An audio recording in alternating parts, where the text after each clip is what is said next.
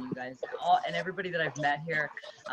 We're in the background, by the way, talking a little bit about kind of just finding an extra reason to get on a Zoom and have more support calls. Why not, right?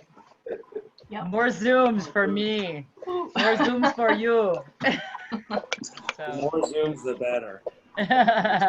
So thank you so much. Thank you. Okay, I've got you guys unmuted, so if you want to mute yourselves out in the background, that way I can, actually hang on, I'm just going to share this into the back business group.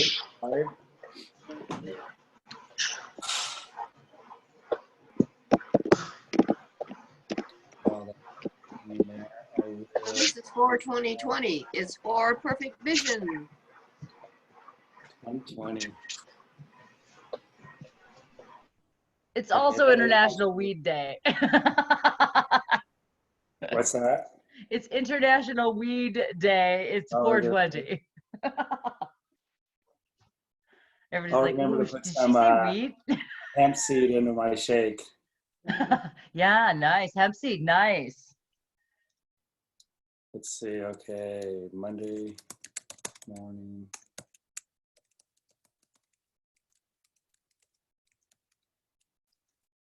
Actually, let me change this. I'm going to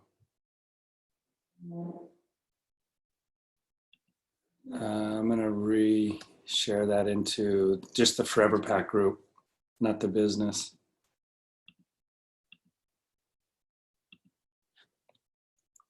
Bear with me 1 minute here. But for those of you just joining, if you want to give a shout out to Angela, she hit executive this weekend, the highest rank in the company. I'm so awesome. That's just awesome. Congratulations, Angela. Oh, thank you, Laurel. Thank you so much. Thanks, everybody. It's been fun to watch the journey. Yeah, right. And for you, not such a long journey.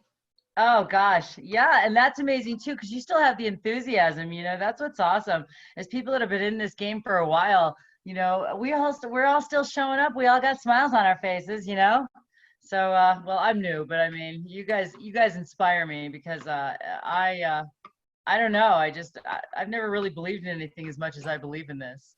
Of course, my son and my family, but I mean, as far as a career path and a health journey, there's been nothing better than this community and isogenics, period. I would have to agree with that. Okay, we are live in Facebook in the prospect page. So welcome to those of you. I know there's a lot of associates in there and a lot of guests. So we invite you to participate in our mindset, our mastermind. Henry Ford, I mean, all of these, Tony Robbins, people that have really accomplished a lot, made a lot of progress in humanity, have always had masterminds that they work with. And hopefully you have your own little masterminds that you're working with on a daily basis, people that you've partnered up with that inspire you and basically in alignment and have a lot of the same vision and goals for humanity in mind. And I'm going to toast you an e-shot right now. Just kick off this Monday morning.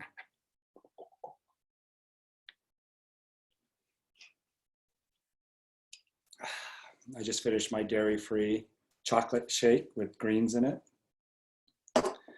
Followed by, I guess together with my isogenesis. Okay, yeah, so just real quick, and again, we talked about this a little bit last time with Angela, but, really using the main priority is the mindset, which sets everything up. It sets everything up. Like you think of the pins being set up in bowling. I don't know why that just came to my mind, but set up. The pins are set up and they're there for you to strike them with the ball. And it's the mindset that sets everything up. You couldn't go bowling unless the pins were set up. It's such an essential part of the game. And doing the mindset is setting the pins up. Grabbing the ball and, throwing it down the lane as you getting into action. You wouldn't pick up the ball and throw it until the pins are set up. It would just be ridiculous. You don't bowl that way. It's not how you bowl, period. Well, it's not how you do life is when not doing your visualization and exercising your faith and your vision and getting clear on what your vision even is. You just don't live life like that. You're more tossed around like a boat on the waves with no rudder. Not even really a steering wheel, because most people aren't even setting goals. So you just wouldn't you wouldn't go bowling, you wouldn't throw the ball until the pins are set up. Why would you start the day without setting up your life? Make sense? It just is nonsense. It's ridiculous. Yet people do it all the time. Why? Because it's not taught from when you're born out of the womb. It will be eventually, guaranteed, absolutely. This type of thinking and taking on life and designing your life will be taught out of the womb. The baby will be hearing it as the parents are discussing it while they're in the womb, right? So, because heaven is coming to earth, it can't be stopped. Progress cannot be stopped. It can't be stopped. So, I know just Angela and quite a few, I don't know like in detail other people's goals and what you're reaching and what you're accomplishing and what your wins are, but there's a few people that I do know on this Zoom that have absolutely held out as an example of the mindset first. Mindset comes first, and then you start going from one magnificent win to the next. It doesn't mean you don't have rejection. It doesn't mean you're like, oh, shoot, sometimes, right, Angela? You're still like, dang it, I thought that was going to work out, but shoot, there's still some, oh, shoot moments. But the right doors do open up. They keep opening up. It doesn't make for a perfect, challenge-free life. It still isn't not going to test you. It still tests you, but you're getting the wins now. It's like the wins are showing up. You're getting the goal. You're reaching the goal. You've reached executive. If she keeps doing this, it's not going to eliminate all of the challenges and all the oh shoots.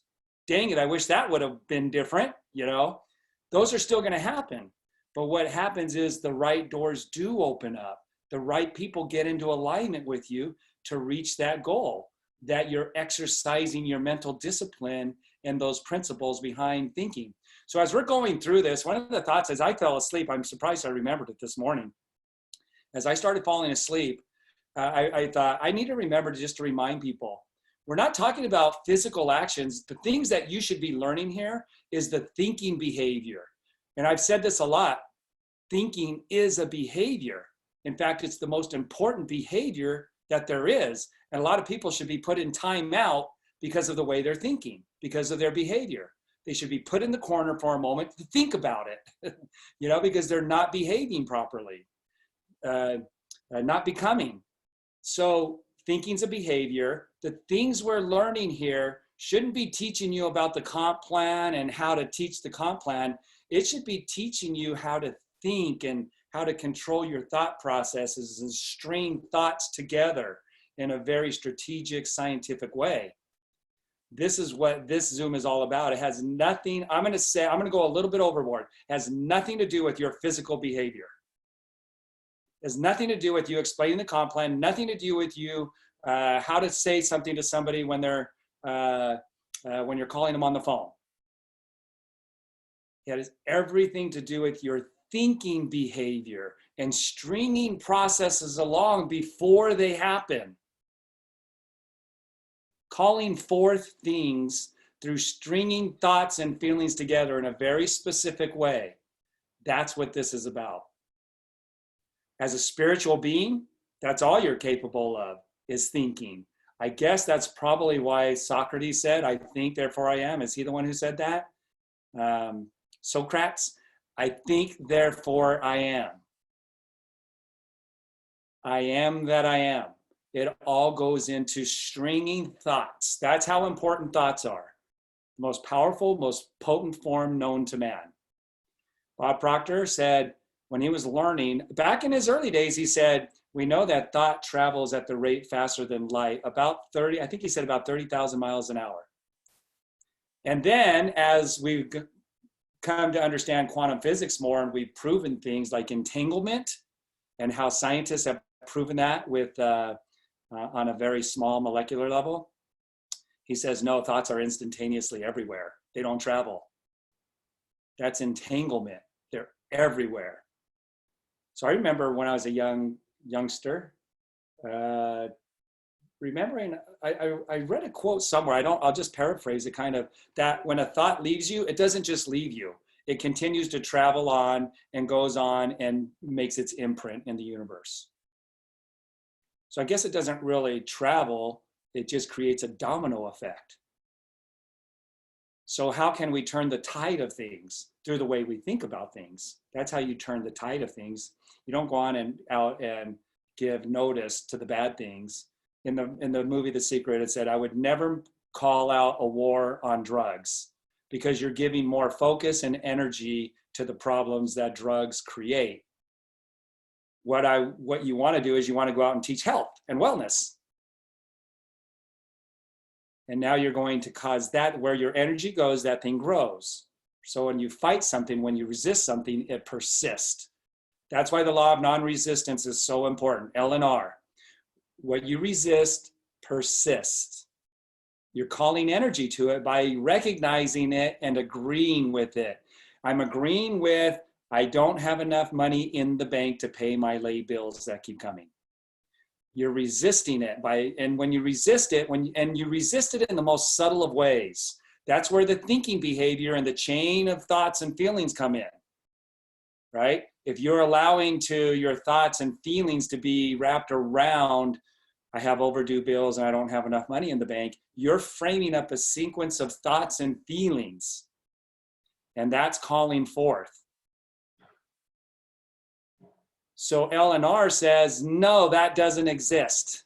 Pretend, fantasize like that doesn't exist. What does exist? What do you want? Start calling forth thoughts and feelings around that. So the law of non-resistance has to be a principle that is in play here. The law of non-resistance is one of my favorite laws. It makes me want to smile when I think about it, because I realize the challenge that it gives me every day. And it's not there to pick on me. God's not there to wait until I finally prove to him my love, and then therefore he can show his love to me finally. God blesses me whether I do good things or bad things. It's me that's doing it to myself. That's what we're going to come to realize either now or later. So I remember somebody had a near-death experience. I love reading those. And God just kind of chuckled at the person because the person was kind of throwing a fit. And God just kind of like, when you see a little child as a grandparent, you just kind of laugh at some of these things that they struggle with, And I get that. I could see why God would chuckle, and he gets it, right? And so, all right, hopefully that makes sense. The law of non-resistance, the way you're stringing things together in thoughts and feelings. And I hope that draws a correlation for you where you see the contrast and you kind of have an aha. What I resist, persist, and I'm stringing thoughts together around not having enough money or not having somebody who is building the business with me in the way that I would like to, or they're not that customer that I thought I would have, right? So if we go back to, let's see, I think I have it in here. Yeah. So that's why we frame up a string of thoughts and feelings. That's all we did here. Really, we just framed up a string of thoughts and feelings. But how important is that? It's absolutely critical. You're giving energy to that. What you put energy and focus on. Where my energy goes, that thing grows. What I resist persists. We're going to ourselves. This is put in here. None of this is by accident. None of this is coincidence, and none of this is Dave. This is Dave putting it together in the way that the principles behave, right? So let's see where we at here. There we go. So this is not here by accident. And, Malcolm recommending the book, Self-Deception. I don't remember the name of the book now. But this part, learning this part was such a key component to the rest of this. See, what I'm doing right here is practicing the law. I'm breaking the law of non-resistance when I go down this self-betrayal right here. So I'm breaking the law of non-resistance. So I better put breaking because you're not living it there. You're breaking it. So it's a very disciplined mind that could keep going this way, thinking the thoughts and feelings that you want to have in spite of what the environment is suggesting to you. Now remember, this environment isn't going to be around. The environment's always in constant change. The environment's always in constant change. 100, 200 years from now, the bank that you don't have any money in won't even exist. Who knows what might be there? There might be an apple orchard there. Who knows? So it's a disciplined mind. Remember, I said it, before. I quoted, I can't remember who it was, but maybe Neville Goddard or somebody like that, or Thomas Troward. The highest achievement you can achieve is to control your thoughts and feelings and have the ones that you want to have.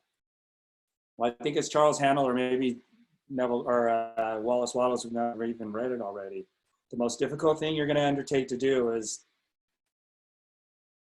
keep thoughts and feelings that are contrary to what the environment is telling you is quote unquote true.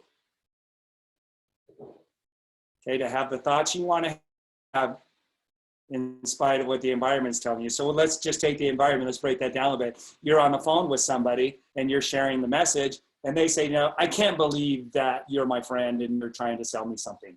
Now, what are you thinking? Where's your mind going in that moment? You better have a good disciplined mind at that moment and some phrasing. You better have some things that you've written out or you've pre-programmed yourself to think, and that self-talk and how you're going to respond to that. It's a lot of these little things like Jim Rohn. There's a lot of Jim Rohn that will be that responding to those types of situations for me. And another one that was worked for me, I don't know who said it, but I've heard it in a lot of trainings. They don't KNOW, which is really true. It's not an exaggerated statement that I'm making in my mind that they don't KNOW. And I'm not looking down at them in a judgmental way, like I know and they don't know. They just don't know, even when they go into the ingredients and they start talking about the ingredients. And I came to understand that my belief level went up every time I contacted Isagenix in the beginning. It was a lot easier back then to get a hold of some of these people that, aren't so easy to get a hold of now, that I could just call them and say, well, what about this ingredient? And they would explain it to me and I'd be like, oh, wow, that's awesome.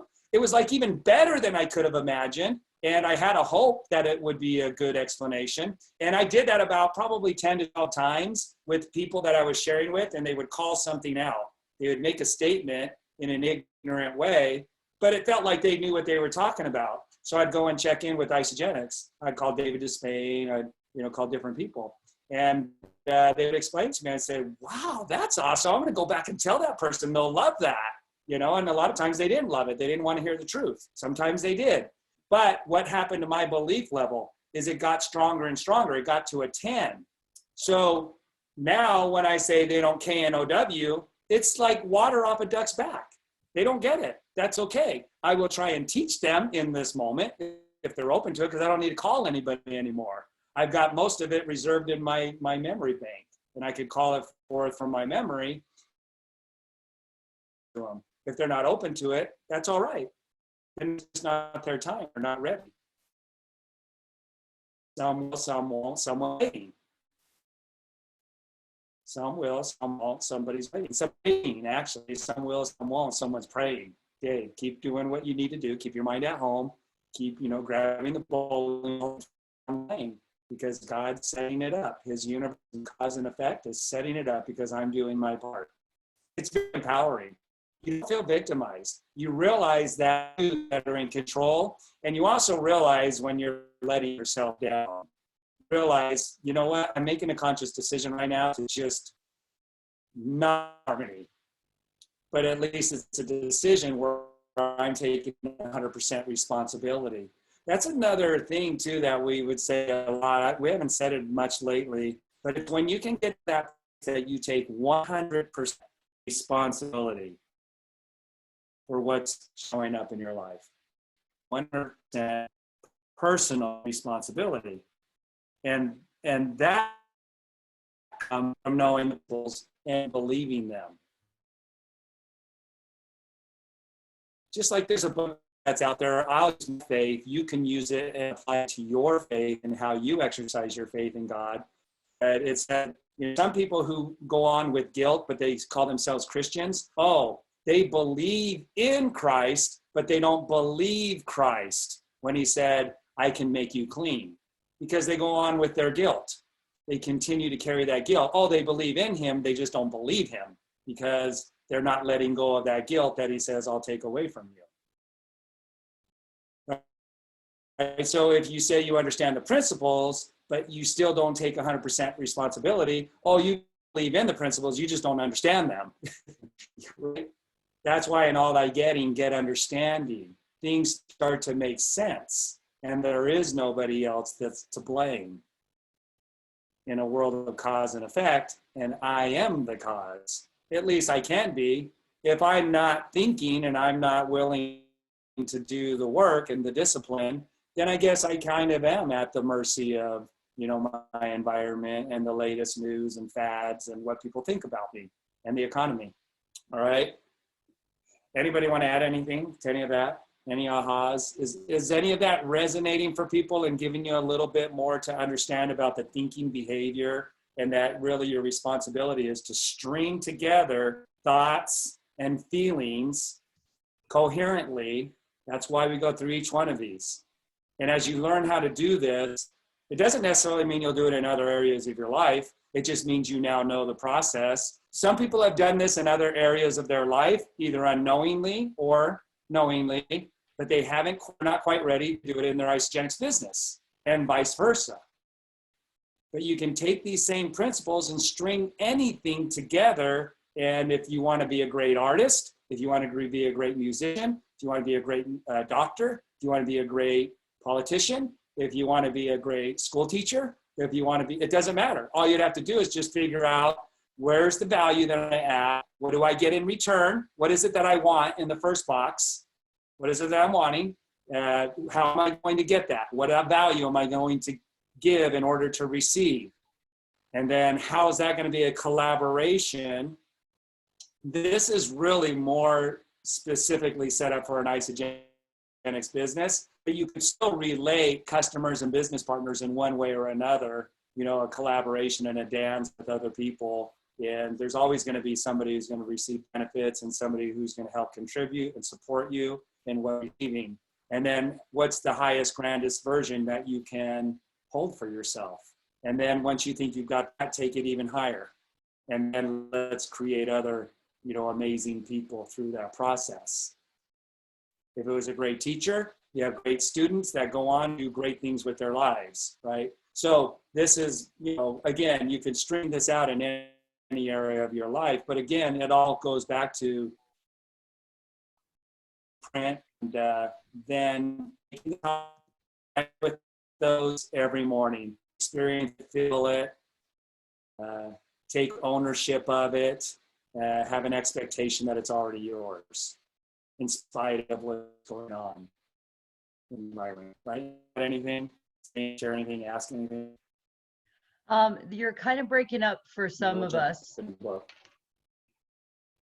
You're kind of breaking up a bit. What I'm going to do, Dave. Internet? Yes. Dave. So,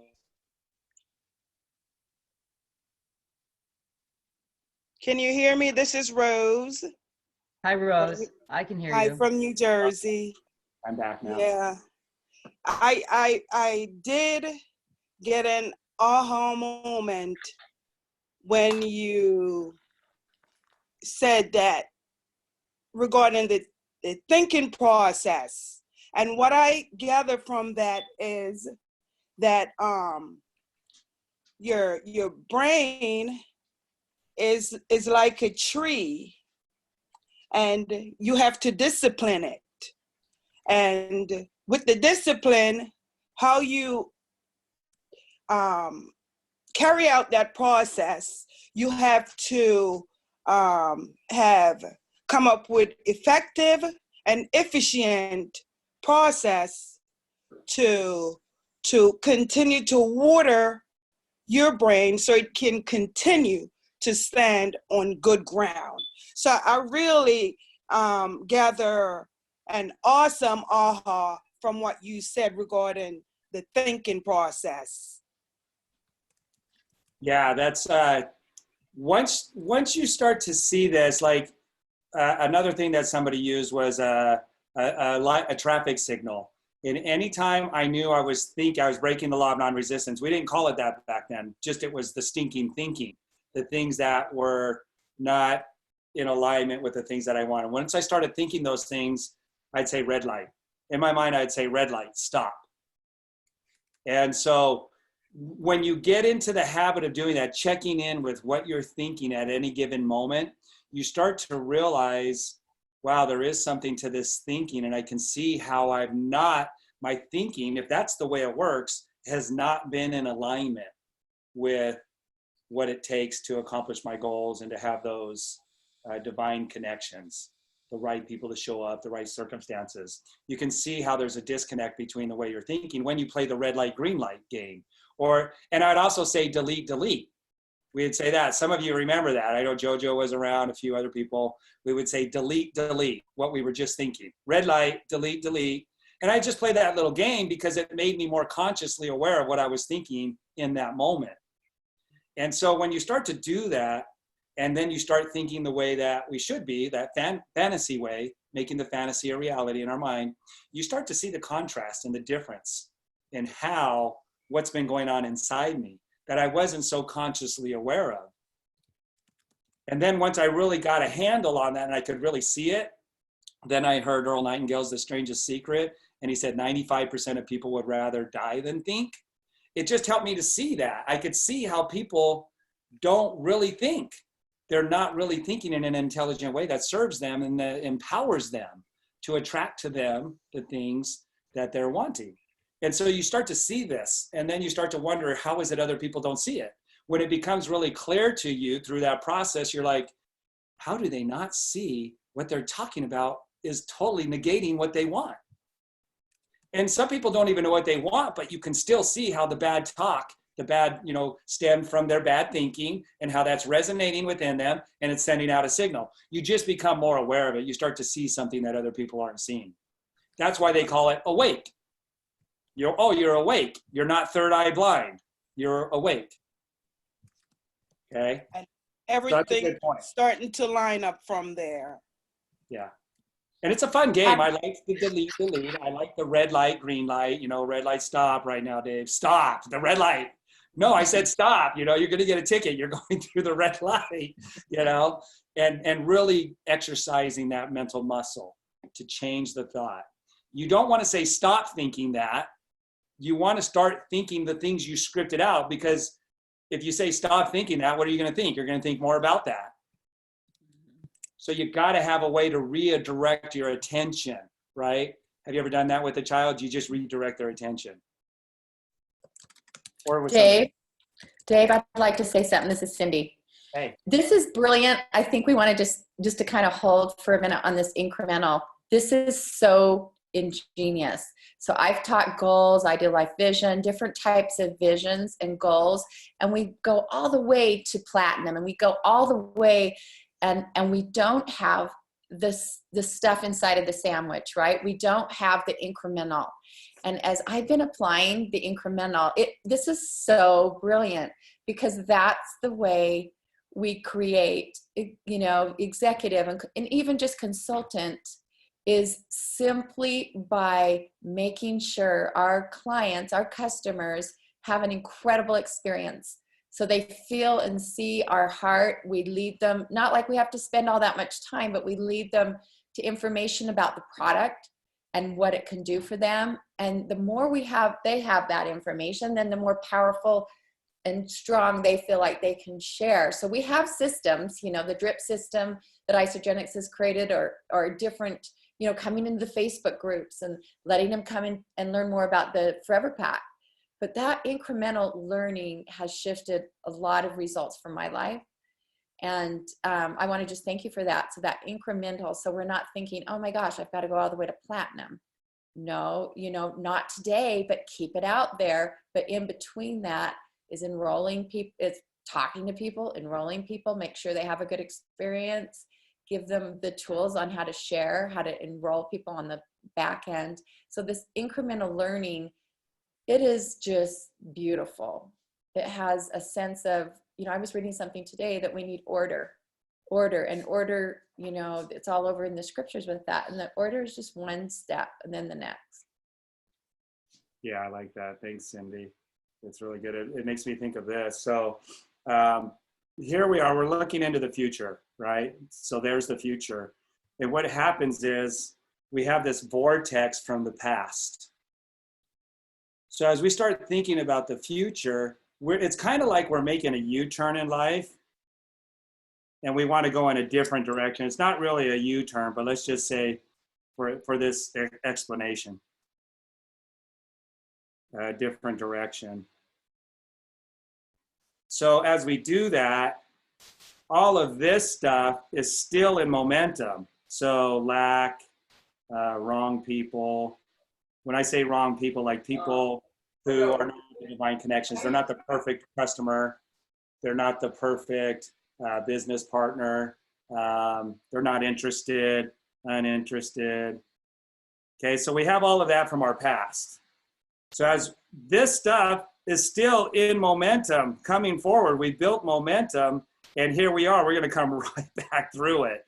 And it's all going to still be there, but what we're now bringing with us is this future stuff is starting to come. But it's not a part of our current existence. So it's got to catch up with this new way of thinking. And so there's, you know, you take a spider web, here's my spider web, right? It's all connected. There's things that are over here, but you're over here.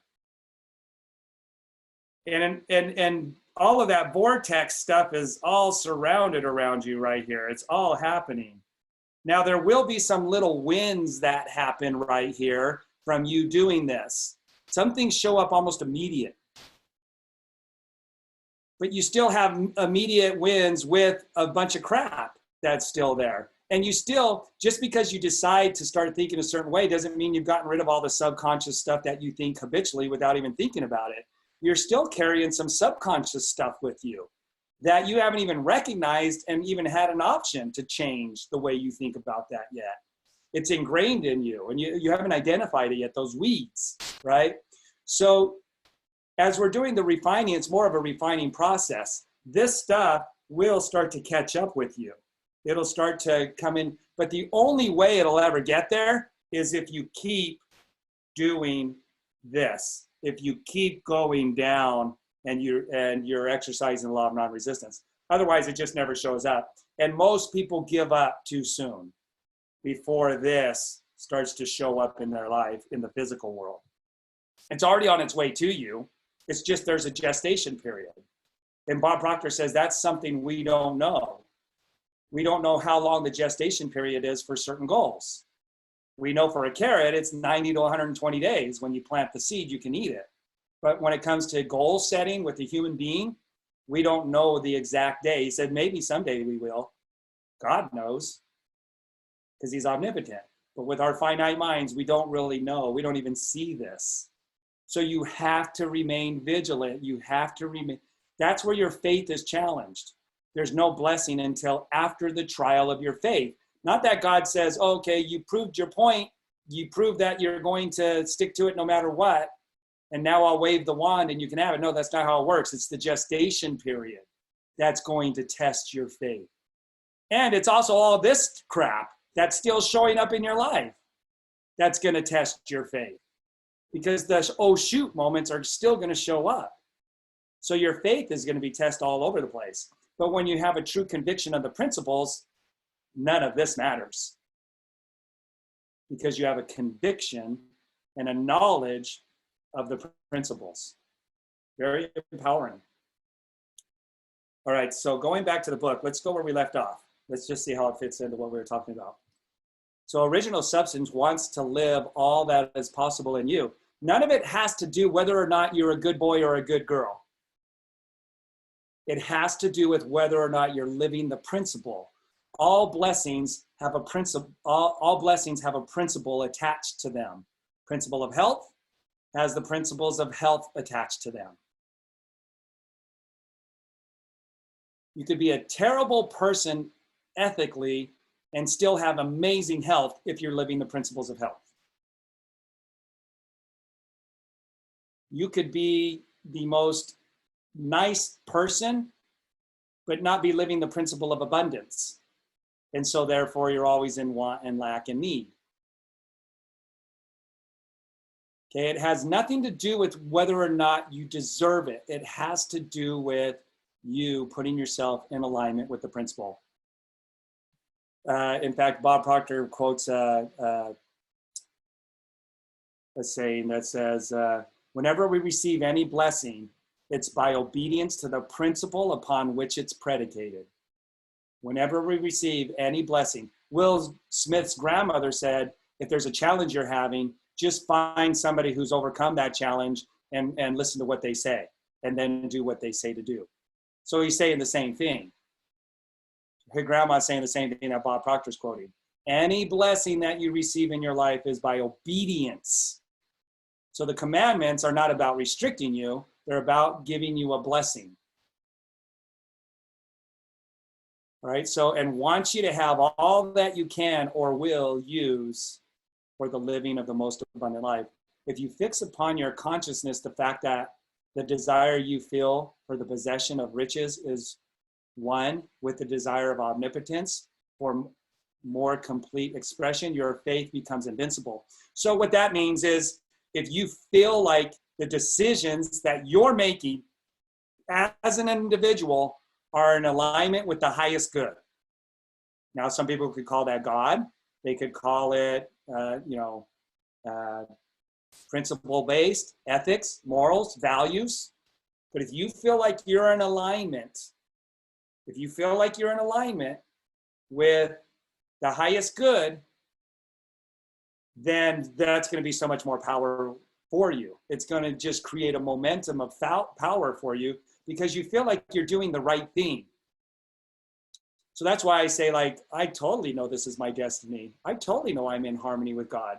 And somebody else could be totally feeling like, because they're subconscious and the way they feel about the word selling, making money, riches, things like that, they could think that they're out of alignment with God by doing the isogenics business. It's an erroneous perception. They don't see the good, the 360 win. They don't see the 360 win for the customer because they won't allow themselves to. The thought of selling and making money blocks that. They'll agree with you in a conversation, oh yeah, the products totally do good for people, but in their deepest heart, in their feeling that they've subconsciously wired through different paradigm wiring, they're negating it by thinking that selling and making money is evil. Now they'll agree the products do good, so where's the disconnect there? It doesn't make sense. Well, if sharing the products is good, but making money from selling those products is evil, where's the disconnect? That's an erroneous way of thinking, and it's paradigms that do that to us. And we'll come up with ways of making sense out of that do not make sense once you start to write it out and articulate it and start to mastermind with other people about it. You'll realize that doesn't make sense.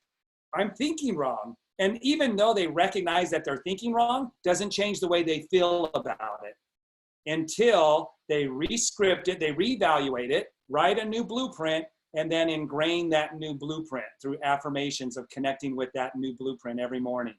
They have to start living that and feeling it, embracing it, and taking ownership of that new philosophy, because that's a new philosophy for them. It's a new way of governing their actions and they're governing their life. And so you have to reevaluate that erroneous thinking, come up with a new way of thinking, and then ingrain it, connect with it, and embrace it. Just like a child learning how to play the piano, they eventually ingrain that way as being a part of them now, and they do it with fluidity. You can do the same thing with your philosophy, and you must.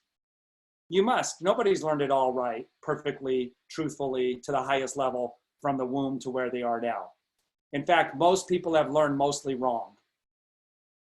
Just FYI, most people have learned mostly wrong as to how it actually works.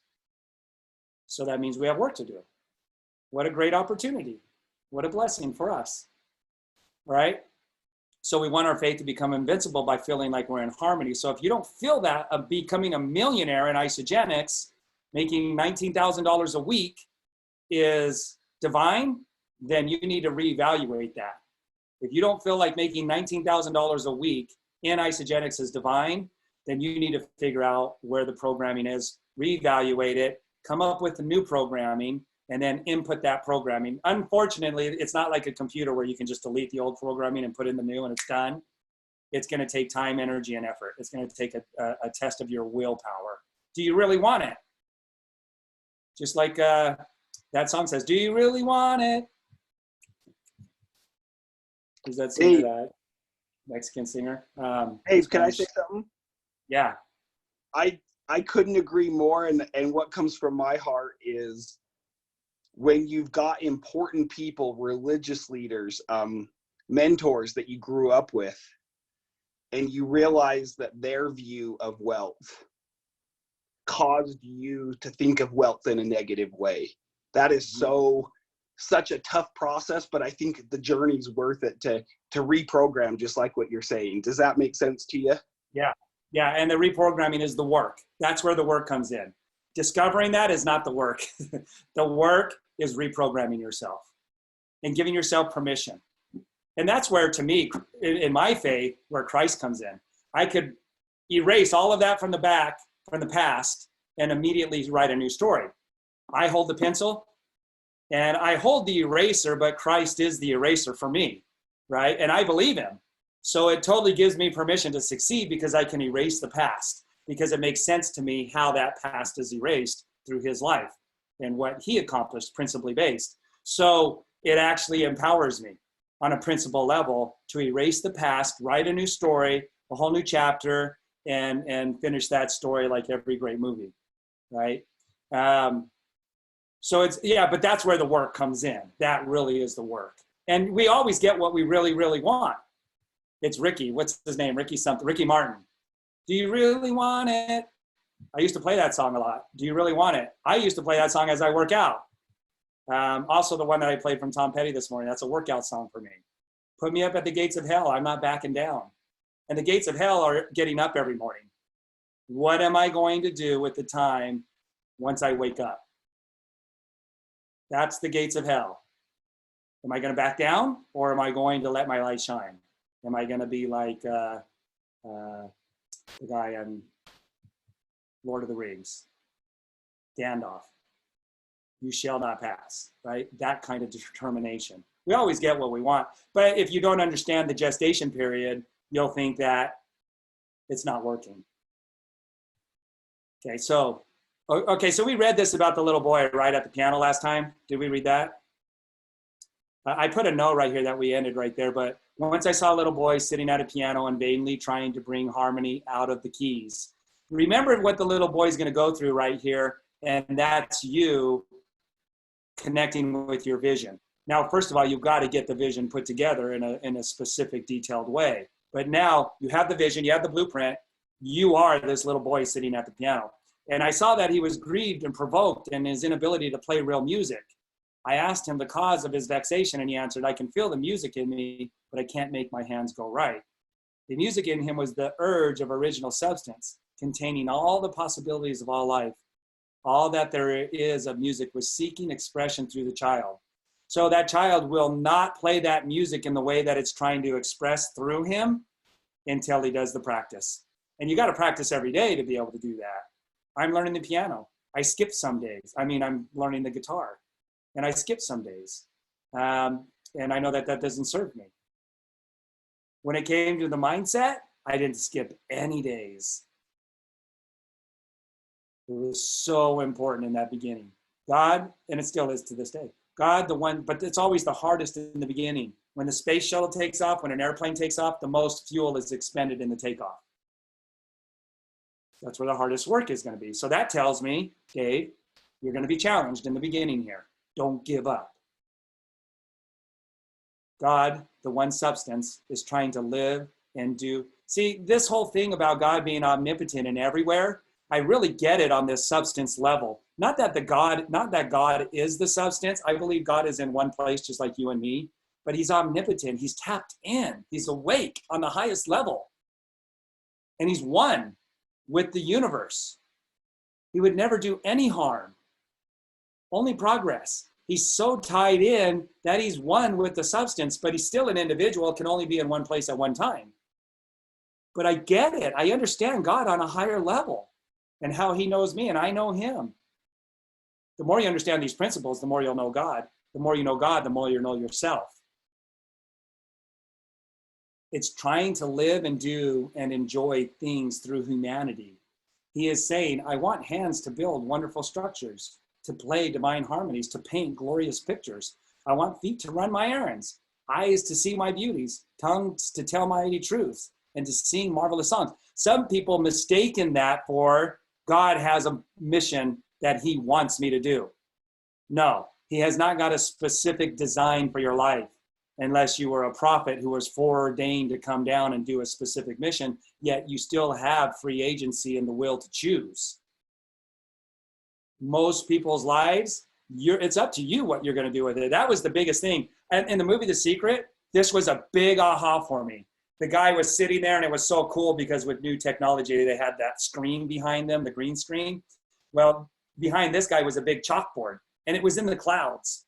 And he said, God has not written that Dave is going to do this, this, this, and this. And that's his will for me. There is no chalkboard in the sky. I kept waiting for that chalkboard to discover the chalkboard and what it said on there for me to do.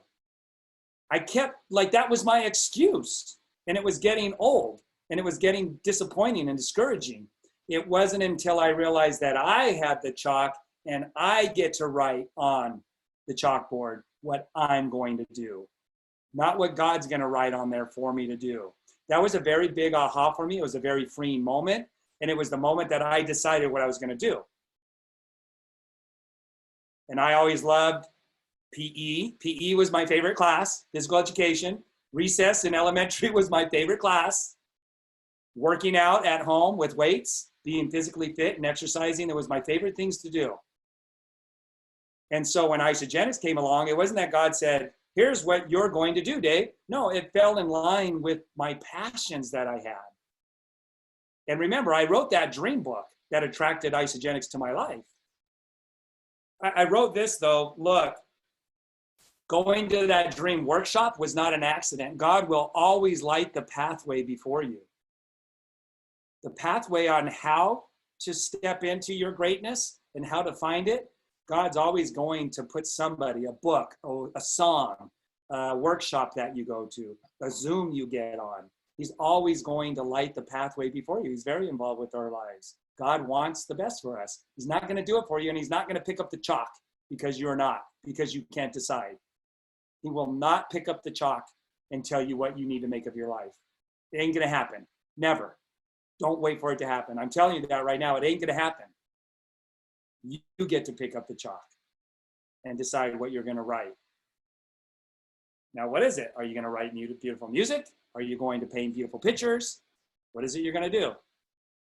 And then there's some people who just love seeing the beauties, and their passion and their love for seeing the sunset and sharing that on Facebook and just being really passionate about sharing beautiful things, sharing beautiful works of art, buying the beautiful works of art from people that painted them. Some people are passionate about that.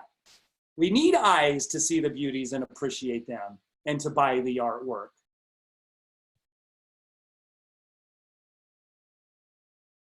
Tongues to tell. You know, and I used to say this too. Well, I say this too about like the Ferraris and the Audis and the Mercedes and the Lexuses and the Porsches.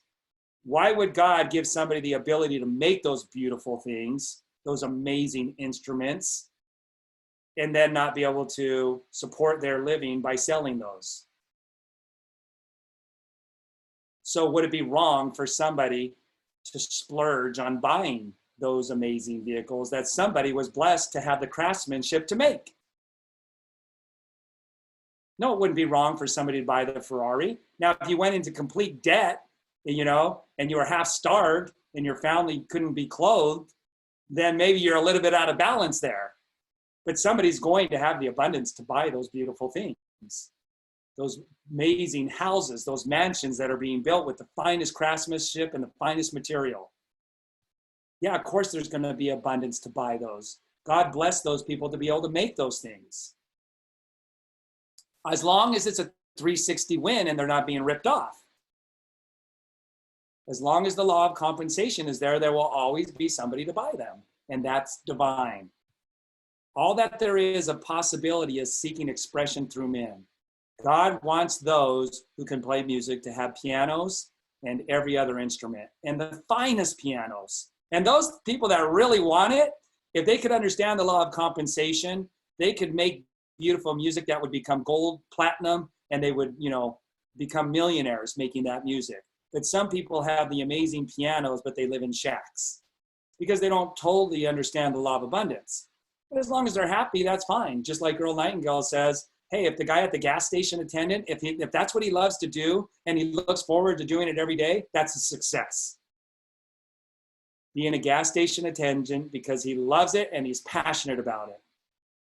That's a success. How much are you willing to receive and how much do you want to receive that's going to make you happy and lit up every day? That's the bottom line, enjoying the journey and every other instrument. And to have the means to cultivate their talents to the fullest extent. He wants those who can appreciate beauty to be able to surround themselves with beautiful things. He wants those who can discern truth to have every opportunity to travel and observe. He wants those who can appreciate dress to be beautifully clothed, and those who can appreciate good food to be luxuriously fed, and those who want to bless other people's lives through educating them on wellness and nutrition and the highest level of principle of health and nutrition and how they can apply that now. What do you know about telomeres? Do you eat? What if one meal could dramatically change your life?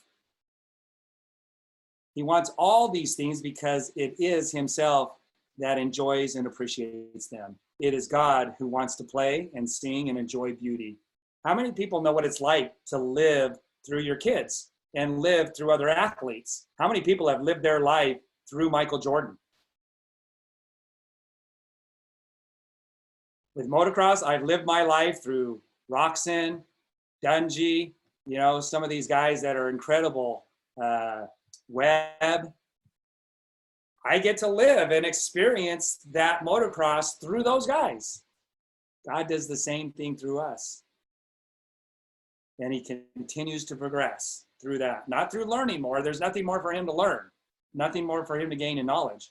His progress continues, and I'll say his and hers progress, we all are gods in embryo, is that we help other people accomplish and self-actualize and enjoy the journey. He wants those who can, okay, so he wants all those things because it is himself that enjoys and appreciates them. It is God who wants to play and sing and enjoy beauty and proclaim truth and wear fine clothes and eat good foods. It is God that worketh in you to will and to do. Now you know how to will and to do. You know how to will and to do.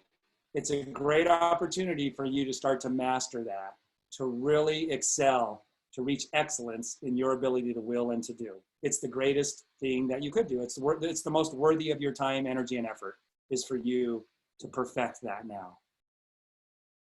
The desire you feel for riches is the infinite seeking to express himself in you as he sought to find expression in the little boy at the piano. So you need not hesitate to ask largely. Your part is to focalize and express the desire to God, This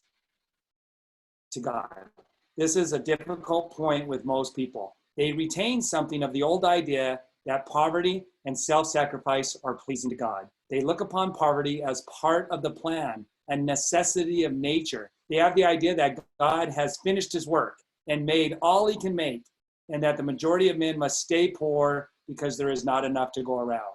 They hold to so much of this erroneous thought that they feel ashamed to ask for wealth. They try not to want more than a very modest competence, just enough to make them fairly comfortable. Doesn't even resonate with me. Does not even resonate with me. And some people could twist this and resonate with that on an erroneous level, which means they love one more than the other. I recall now the case of one student who was told that he must get in mind a clear picture of the things he desired. Okay, there's our template, must, so that the creative thought of them might be impressed upon formless substance. He was a very poor man living in a rented house and having only what he earned from day to day. And he could not grasp the fact that all wealth was his. So after thinking the matter over, he decided that he might reasonably ask for a new rug for the floor of his best room and an antiquated coal stove to heat the house during the cold weather. Following the instruction given in this book, he obtained these things in a few months. Wow. He obtained something that he had no idea how he was going to be able to obtain it. He didn't worry about the how. He followed the instructions to the T in the book, but he asked very modestly, right? A rug and a stove. And then it dawned upon him that he had not asked enough. He went through the house in which he lived and planned all the improvements he would like to make in it. He mentally added a bay window here and a room there until it was complete in his mind as his ideal home. And then he planned its furnishings. Holding the whole picture in his mind, he began living in a certain way. I love that. He began living in a certain way. He began to think in a certain way. He began to string thoughts and feelings together in a certain way. In fact, a certain and scientific way. And moving toward what he wanted. And he owns the house now and is rebuilding it after the form of his mental image. And now, with still larger faith, he is going on to get greater things. It has been unto him according to his faith. And it is so with you and with all of us. If he was waiting for God to write and pick up the chalk on exactly what he would have needed to do, he'd still be living in that home without the rug and without the stove.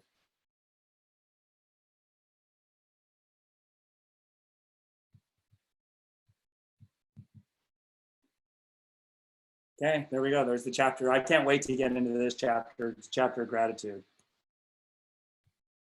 All right, you guys, we're right at the top of the hour.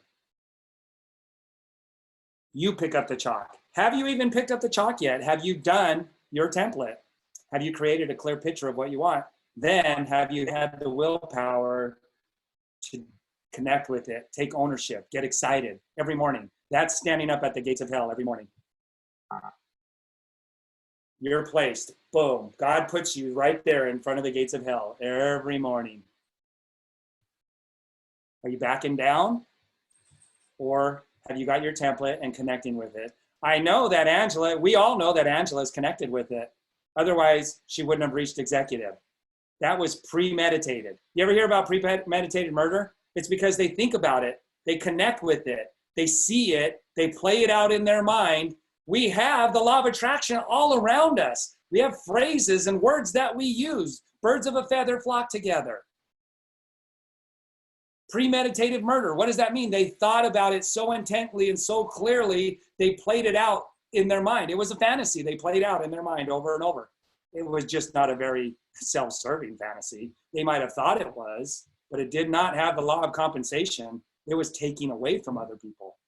And that's the one unforgivable sin, taking away somebody's life from them so that they could learn how to go on and master in this school ground.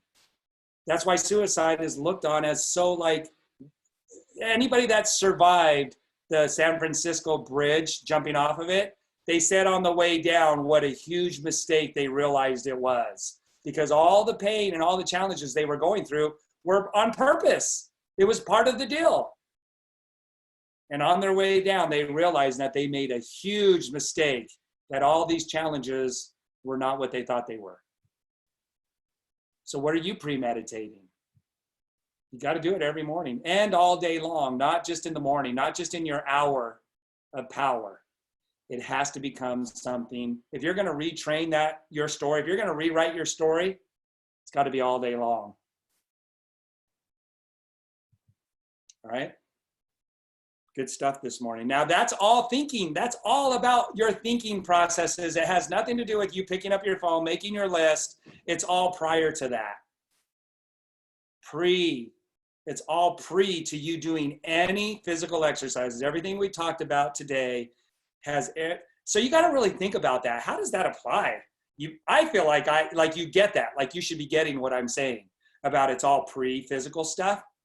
I feel like you get that and you know how to apply it. But I would imagine on most cases, that's the wrong assumption on my part. It's because I see the bigger picture and how it all coalesces together, how it all correlates. You've got to figure that out. You've got to take that time.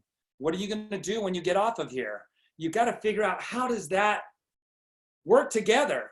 I don't get what Dave's saying. How's that pre-work physically? Everything we're learning has nothing to do with you taking a physical action other than your time in this moment. Physically, you have to be in one place at one time, but your thoughts don't. How does all of that? You're in eternity right now. Your physical body isn't. So how do you frame all that up? How are you going to change your behavior? Your thinking behavior. Okay. All right, Dave? let's open this up. Yeah. Dave, it's Mary Jo. You know what you just said about yourself? Well, you've been in isogenics, 14 years? I mean, and in this last year since I've been on on these calls and the Zooms and everything, I've seen you evolve even more too. Especially in the last couple of months. We have to be really, patient with ourselves. But that doesn't mean, not feel a sense of urgency at the same time, that's really the key. Because once we feel, we kind of like, oh, okay, I'm going to take a breather on this, we kind of slip. We're just, we're human. And I think that's why, at least for me, these calls are so important, because I have to, that's just my nature. If I take the foot off the pedal too much, I'm going to slip back. So that's okay. But I know that about myself. And I think, that old saying, know thyself, that's what that means. And I think once we don't really gauge our progress by everyone around us, we may want to aspire to that, but the fact that we don't judge ourselves as not, being able to achieve at the same rate. Look at somebody like, Lynn Hagedorn. My gosh, look at Willie. Look what he did. Look at Angela, what she did. There are things there that, the only person we're really in competition with is ourselves and the way we think. And I just want to thank you for how you have really allowed me to, and I'm sure so many people on this call, to really discover that about ourselves. Thanks. Thank you. Yeah, thank you. You're welcome. Thank you. Dave, I have one really quick thought. Do you still have your 2 hours? Candy, hang on one sec. Let me just piggyback off of that. So what you were saying, Mary Jo, again, thank you and you're welcome. Again, this is what lights me up. So you guys, it's a 360 win here, right? So God said, I am that I am. I'm going to say, I am what I am. And Tony Robbins, in that 20 minutes for the next 20 years of your life, well, I've always been a smoker. I'm going to quit, but I've always been a smoker. Okay, so that's what I am. I'm a smoker. You can change that. It's a moldable quantum plastic soup, and we have neural plasticity. Your brain is not hardwired. We can change all of that up. But if you don't understand, you'll allow I've always been a smoker. And Tony says, I know, it might be 6 months, it might be, 6 weeks, it might be 6 days, but that person's going to go back to smoking. because they believe that's what they are. But you don't have to believe that. Anything is possible. You can be anything you want to be. So I am what I am. I always am what I am. What am I? You get to decide. Thanks, Mary Jo. My one really quick comment before you leave is that it's kind of like when we are building our isogenic story, we use other people's stories. So what I did, Dave, is I took your template and I scripted it. I'm still not all the way through it, but that gave me a place to start right now because I'm hearing the truth. I'm hearing the truth. I'm hearing the truth. And so that might be a way to get started, is to just even script out your template, or no, don't feel like you have to do something new or different because you've already done it. You know, is your template still on the Facebook page? Yep. Yes. And the videos are back there on how to use that template. Yeah, exactly. That's what the 25 cards are for. You've got to script it out. It's got to be your script, like an actor learning a new part. It's like you're an actor. How good of an actor are you? Whatever thou art, act well thy part, right? Whatever thou art, well, what are you? You get to decide. So just play along like you're an actor. I always wanted to be an actor. I think I'm playing the part pretty well. That part was an Isogenics millionaire. To be a great trainer in Isogenics, act well thy part. Well, I had to come up with the script. What Cindy's saying there, you've got to come up with the script. Otherwise, there's no part to play well. It's that simple. It's just like being an actor. Hey, Dave, Carter here again. I had a huge aha, man, when you said premeditated. Now, for me, I don't know if anyone can relate to this. I have a pre-law degree. So I had to go through case law and understand why a criminal or why a person actually did what they did and prove that. This is huge to me. So I can take this and it's like I'm premeditating my life. Like I'm looking for the motive. I'm looking for the way I'm going to do it. Huge aha. I hope that helps someone, that logic kind of, one thing to another, to another, to another. So. Yeah. It goes back to biblical teaching as well. Christ said, this is the higher law. I'm here. Here's the higher law. I'm going to expect more of you. Whatever you're thinking, if you look upon somebody to lust after them, you've committed the sin. Why? Because if you hang on to that, that is you, and it will happen. Just like premeditated murder. Anything you premeditate on, you do it enough, it always happens. So just figure out if you want to know what you've been premeditating on, just look at your physical world around you.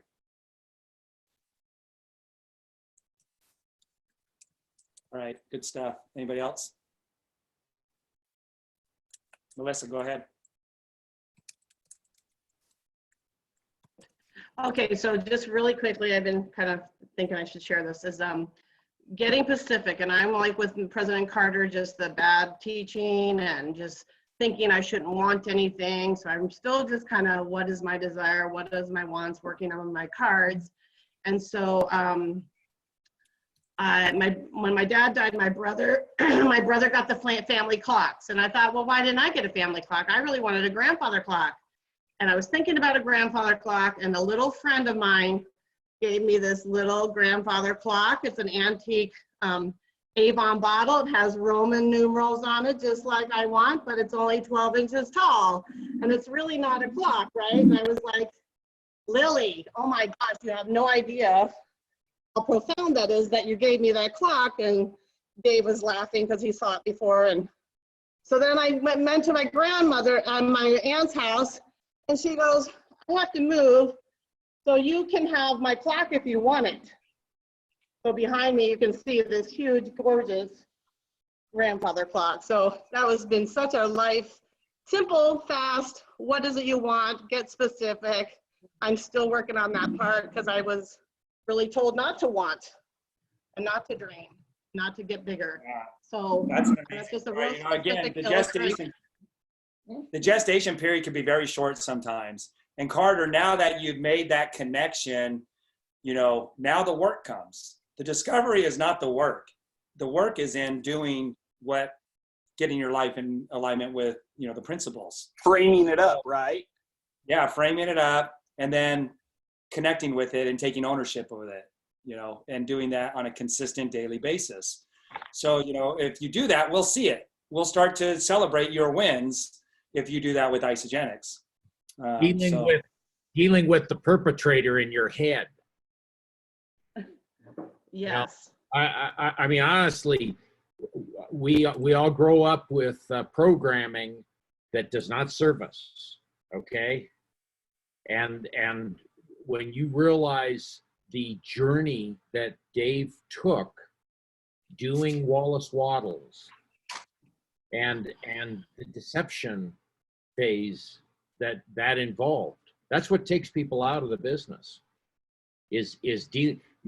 Malcolm dealing with the hamster cage in his head, dealing with the rejection, the fear of abandonment, the real live stuff that's there, and dealing with my subconscious mind pushing back on me abandoning those childhood behaviors that no longer serve me as an adult. Okay? Hiding out. You know, in my home, hiding out was a survival strategy, right? That doesn't serve me here, you know?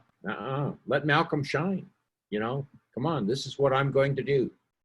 And I announce it publicly and then perform it publicly, right? No hiding out here, right? And that's the number one thing that takes people out of this business is they get tired of the discomfort of the deception phase.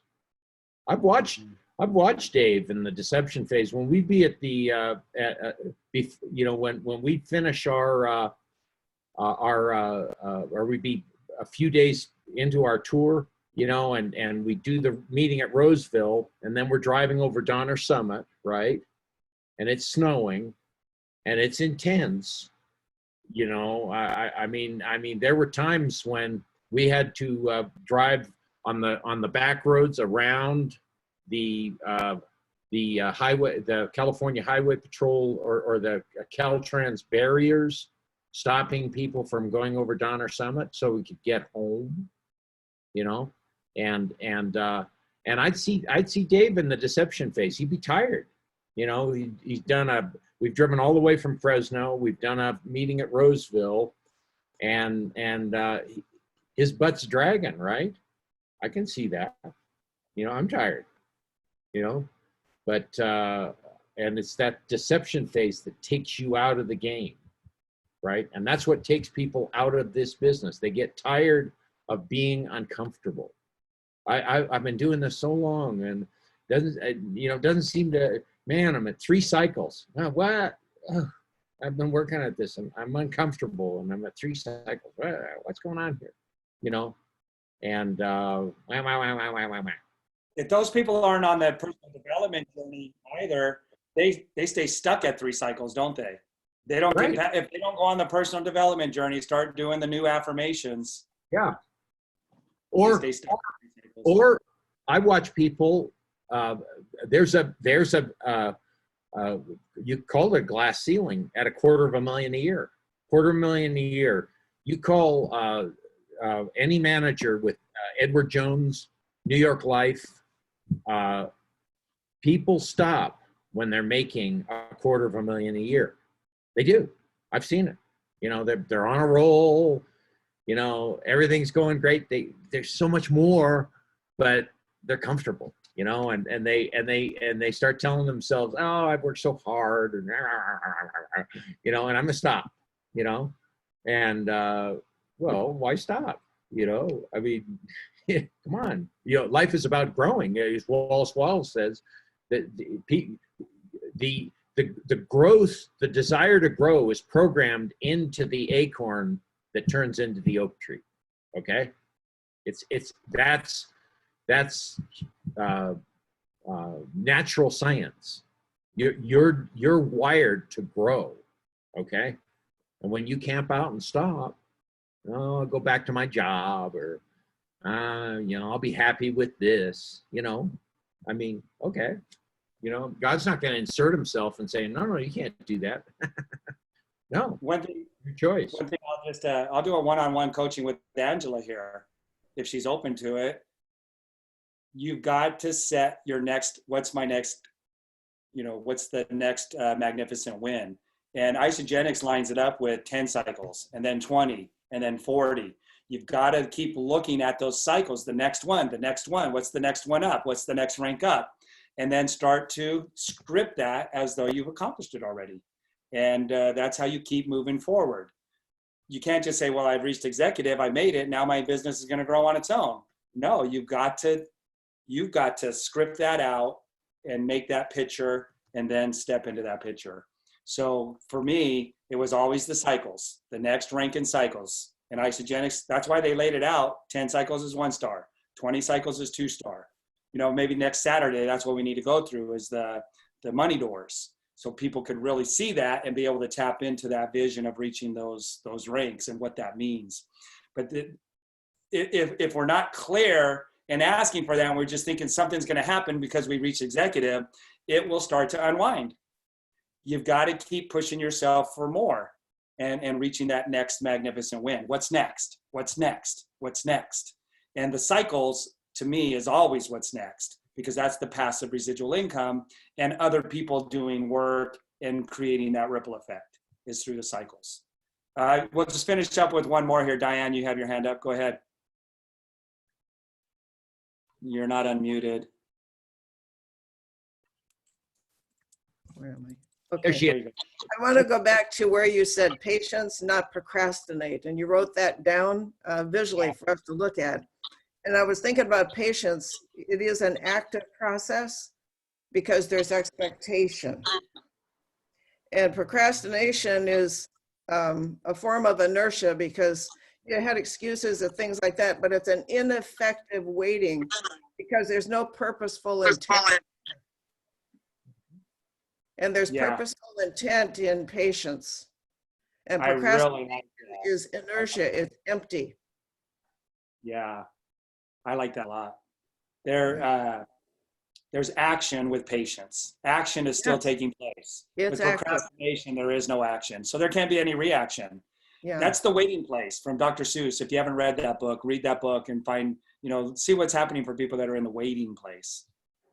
Patience is a fruit of the spirit. Okay. Yes, it When is. when those guys were asking Dave, well, what about this ingredient? What's ashwagandha? I've never heard of that, Dave. Right? And Dave goes back to the company, okay, and gets and learns about ashwagandha, right? And here's firsthand from David Despain, what a miracle ashwagandha is, right? Goes back to that person, and if they're still going, well, then Dave's educated himself. So he's exercised patience with that person. Instead of being impatient and saying, well, screw you, click. No, he didn't do that. He exercised, performed an act of love, listened to that person's perception, right? And tried to okay, where's this guy coming from? Is he trying to learn, or is he just saying, no, la, I can't hear you, Dave, right? That's patient. That's a fruit of the spirit. That's when you exercise, when you do the spiritual workout, right? And so you go to the patience station and you lift the patience weights. And then you go to the love station and you lift the love weights, right? And then you do a circuit just like at the gym and go through those spiritual exercises. Then the reward is you get 6-pack abs if you do it long enough, right? Well, with patience, you get 6-pack abs and patience. And raising children is a good workout there. having preschoolers in your house is a good workout, isn't it, Dave? Yeah, so let's take that patience. I love how you frame that up, both of you. And that's what I love about this mastermind. Now think about that patience with connecting with your vision every day. It's an action-oriented thing. You're having patience. It's the law of gestation. Now we're giving you a little bit more in depth about the law of gestation and being persistent. That's patience. You're exercising patience. It's an action-oriented fruit of the Spirit, like you said. I love that. We're right at, we got to end here. There was one other thing too with Angela, and and this is speaking to everybody, but with that 10 cycles, the challenge will be, because I've been through it, is, well, I hit the 10 cycles, but then it drops down to 6 the next week. And so your mind and the deception that could come in that state, abandoning all the principles that we've learned, and now your thinking behavior, you need to spend time in the corner and time out, because you allow the 6 cycles the following week to think, nobody's doing this, it's not going to work, I don't have people who really want to do this, and it's just, I'm doing all the work. And that's a lie, because you couldn't create those 10 cycles all on your own. There had to be other people working, and even at 6 cycles. But we will get into this place where we fall into deception and we start to betray the principles and the thinking behavior. So you've got to just keep looking at the win. Michael Jordan didn't look at missing the 3-point shot, even though there were games when he missed the 3-point shot at the game-winning buzzer. He lost the game. He still, the next game, he saw himself winning, at the 3-point at the buzzer. And so it's just a matter of continually sticking to your guns on this, sticking to the principles, sticking to what you know to be true, and not abandoning it in the times of challenges. And those 6 cycles, and then the next week it's 8, but cycles are cyclical, and that's just the way the principle of leverage works, and that growth process and auto ships overlapping each other month after month after month. And it's that consistency of maintaining the vision, because once you unwind the vision, guess what happens to your business?